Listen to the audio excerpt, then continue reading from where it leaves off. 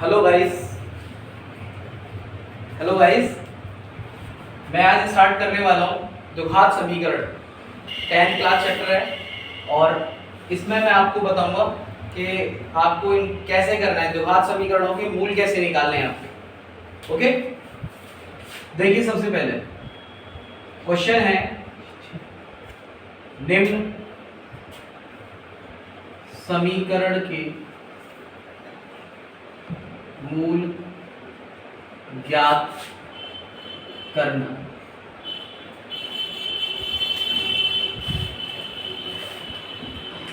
Question इस प्रकार से है। सबसे पहला क्वेश्चन पहले का ए ले लेता हूं मैं और इसके माध्यम से मैं आपको समझाऊंगा आज कि x plus 1/x is equal to 3। Okay, सबसे पहले मैंने क्या किया यहाँ पे, इसके मुझे आपको सबसे पहले इसको समीकरण में चेंज करना है, बदलना है।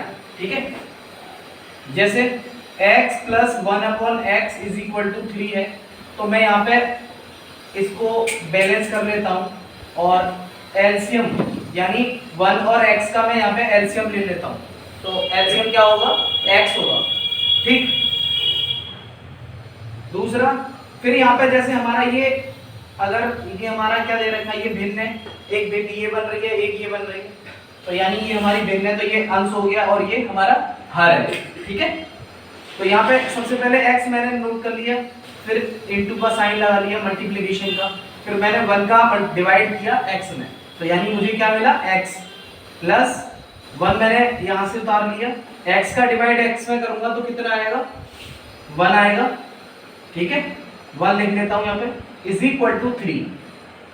आगे x का मल्टीप्लिकेशन x में करूंगा तो यहाँ पे मल्टीप्लिकेशन में पावर ऐड हो जाती है, ये मैंने आपको प्रीवियस क्लासेस में बताया भी। तो यहाँ पे x की पावर 2 प्लस 1 बन जा 1 upon x is equal to 3। इसको मैं बैलेंस करने के लिए मैंने 1 लगा दिया यहाँ पे, जिससे कि आप कंफ्यूज ना हो और क्रॉस मल्टीप्लिकेशन आप कर सकें यहाँ पे। तो आपने क्रॉस मल्टीप्लिकेशन किया यहाँ पे, तो x square plus 1 is equal to 3x। x square इस 3x को जब मैं इधर लेके आऊंगा तो ये पॉजिटिव है इधर, तो इधर आने पे क्या हो जाएगा, नेगेटिव हो जाएगा। तो यहाँ पे माइनस का 3x और प्लस 1 इज इक्वल टू 0। ये आपका एक कैसा यानी समीकरण बन गया आपका, क्या बन गया, समीकरण बन गया। अब वो क्वेश्चन कह रहा है कि आपको समीकरण के मूल ज्ञात करने हैं।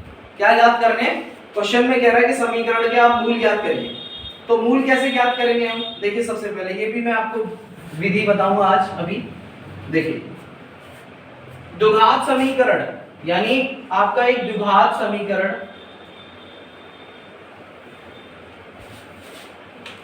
समीकरण का व्यापक मान होता है। क्या होता है व्यापक मान, व्यापक मान होता है ax स्क्वायर प्लस का bx और plus c is equal to 0। जो आपका द्विघात समीकरण का व्यापक मान है उसकी तुलना में जो मैंने जो इक्वेशन निकाली है, जो समीकरण मैंने निकाला है, उससे मैं इसकी तुलना करूंगा इससे। ठीक है, तो यहाँ लिख देता हूं कि समीकरण मान लो मैंने यहाँ पे क्या माना था, 1 मान लिया, फर्स्ट मान। यहाँ लिखूंगा समीकरण 1 की तुलना ax स्क्वायर प्लस का bx प्लस c बराबर 0 से करने पर। ओके,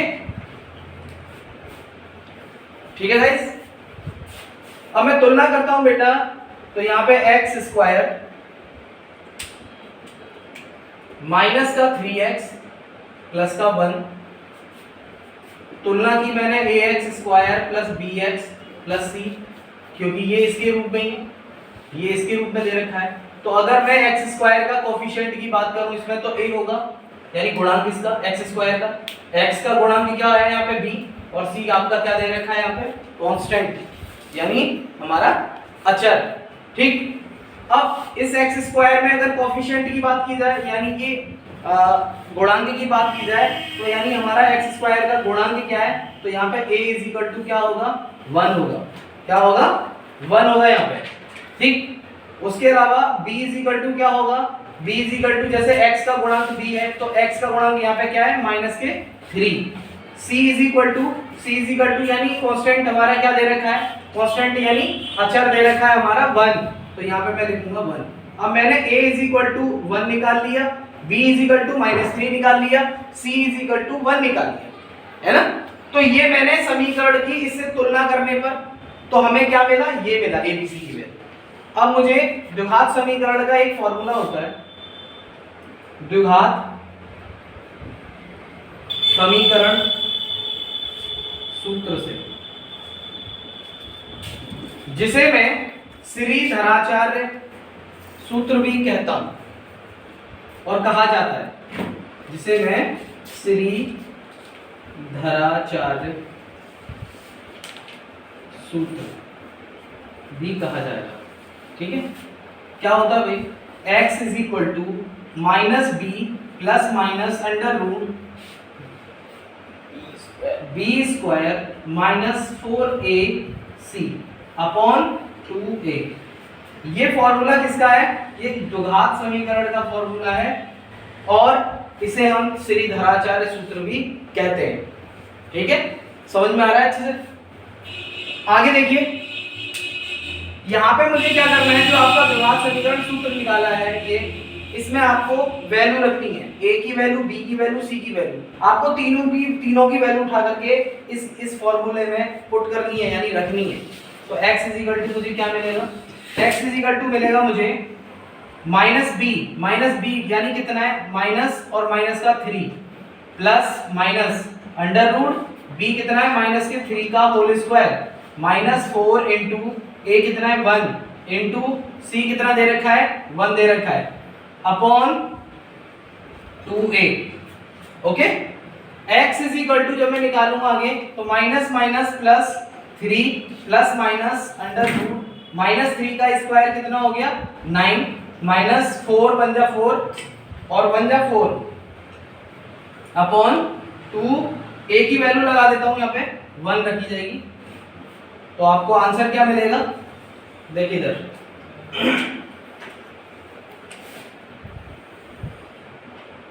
आंसर मिलेगा बेटा x is equal to plus 3 plus minus under root 9 minus 4 यानी 5 आ गया अपॉन 2 इंटू 1 यानी 2 बन जा 2। x is equal to minus plus 3।